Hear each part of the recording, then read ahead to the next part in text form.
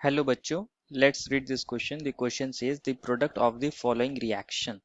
बच्चों हमें यहाँ एक रिएक्शन दी है जिसमें एक एल्कीन दे रखा है हमें और इसकी रिएक्शन करा रहे हैं BH3 THF और H2O2 OH नेगेटिव के साथ। तो हमें प्रोडक्ट्स पूछे हैं कौन से बनेंगे, क्या वो 1 पेंटेनॉल होगा या फिर वो 2 पेंटेनॉल होगा या फिर वो पेंटेन होगा या फिर 1,2 पेंटेन डायऑल होगा। हमको प्रोडक्ट बताना है। बच्चों जो ये हमारा BH3 THF है एंड H2O2 OH नेगेटिव है, ये हमारा क्या करता है, हाइड्रोबोरेशन रिएक्शन करता है। तो हम इसको की कंसेप्ट में बोल सकते हैं। यहाँ पे कौन सी रिएक्शन होने वाली है, hydroboration reaction of alkene. Hydroboration reaction of alkene. अगर आप हाइड्रोबोरेशन रिएक्शन एल्कीन की समझना चाहते हो तो आपको इसका मैकेनिज्म समझ होना चाहिए। तो क्या होगा इसके अंदर, हमारा RCH एक मैं जनरली एल्कीन ले रहा हूँ और इसकी रिएक्शन मैं करा देता हूँ BH3 के साथ।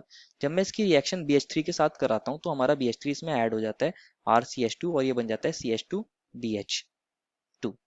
अब क्या होगा, इस तरह करते करते अगेन हमारे पास वहाँ एल्कीन्स प्रेजेंट होंगी तो एक और एल्कीन के साथ ये रिएक्शन दिखाएगा और ये बना देगा RCH2CH2 और ये B और अगेन CH2CH2 एंड R और यहाँ पे एक हाइड्रोजन प्रेजेंट होगा एंड लास्टली फिर से क्या होगा, इसकी रिएक्शन हो जाएगी एक और एल्कीन के साथ दैट इज RCH2CH2। ये हमारा B है और ये CH2CH2 और ये हमारा R है और ये एक हाइड्रोजन है। अगर इसकी रिएक्शन फिर से एक और एल्कीन के साथ होगी जिसको मैं ऐसे लिख रहा हूँ तो हमारा लास्ट में क्या बन जाएगा, हमें RCH2CH2B और अगेन यहाँ CH2CH2R और यहाँ पर भी क्या आ जाएगा CH2CH2R। अब क्या होगा बच्चों, इसका हम हाइड्रोलिसिस करा देंगे H2O2 के साथ और OH नेगेटिव के साथ। H2O2 के साथ जब हम इसका हाइड्रोलिसिस कराएंगे तो ये वाला बॉन्ड्स हमारे ब्रेक हो जाएंगे और दोनों साइड क्या चला जाएगा, OH। इधर भी आएगा OH और इधर भी आएगा OH। सिमिलरली यहाँ पर भी OH और OH आ जाएगा और हमें क्या मिल जाएगा, अल्कोहल्स मिल जाएंगे और H3BO3 that is are boric acid मिल जाएगा। तो हमें 3 मॉलिक्यूल्स मिलेंगे इसके RCH2CH2OH, साथ में मिलेगा हमें H3BO3 that is are boric acid. तो ये हमारा प्राइमरी अल्कोहल बन गया है। अगर आप इसके अंदर दोगे तो ओवरऑल क्या हो रहा है बच्चों, हमारा यहाँ वाटर का एडिशन ही तो हो रहा है। तो हम ऐसा बोल सकते हैं कि जो हमारी हाइड्रोबोरेशन रिएक्शन है उसके अंदर वाटर ऐड हो रहा है। ये हमारा BH3 था और हमने लिया था THF, साथ में फिर हमने सेकंड स्टेप में उसको H2O2 और OH नेगेटिव के साथ ट्रीट कराया था तो हमारा वाटर ऐड हो गया है RCH2CH2OH हमें मिला है। और जो ये वाटर ऐड हो रहा है एक तरीके से H और OH ऐड हो, ये as per anti Markovnikov rule add हो रहे हैं।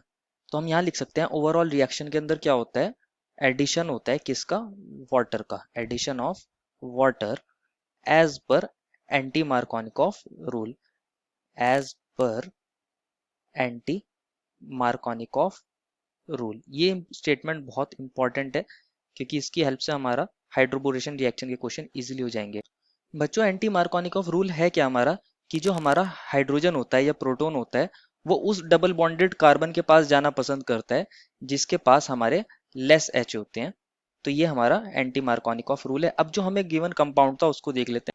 हमें मिला है पेंटीन दिया है इन्होंने हमें, तो उसको यहाँ ड्रॉ कर लेते हैं। ये हमारा CH3 है और ये हमारी कार्बन चेन है, ये CH है और ये डबल बॉन्ड CH2 है। इसका करा रहे हैं हम hydroboration that is BH3 and THF first step में ले रहे हैं और सेकंड स्टेप में हम क्या कर रहे हैं, H2O2 और OH नेगेटिव से उसकी रिएक्शन करा रहे हैं। तो मैंने बताया ये हाइड्रोपोरेशन रिएक्शन है और इसके अंदर ओवरऑल क्या होता है, हमारा वाटर का एडिशन होता है as per anti Markovnikov rule. तो हमारा प्रोटॉन कहाँ जाना पसंद करेगा, जहाँ पे हमारे कम हाइड्रोजन है, तो हमारा OH नेगेटिव वहां जाना पसंद करेगा जहाँ पे हमारे ज्यादा हाइड्रोजन है। तो हमारा प्रोडक्ट क्या बन जाएगा, CH3 और ये CH2 और यहाँ CH2OH। इसको ही तो हम बोलते हैं पेंटेन 1 ऑल। इसको हम अपने ऑप्शंस में चेक कर लेते हैं कौन से ऑप्शन में दे रखा है हमें।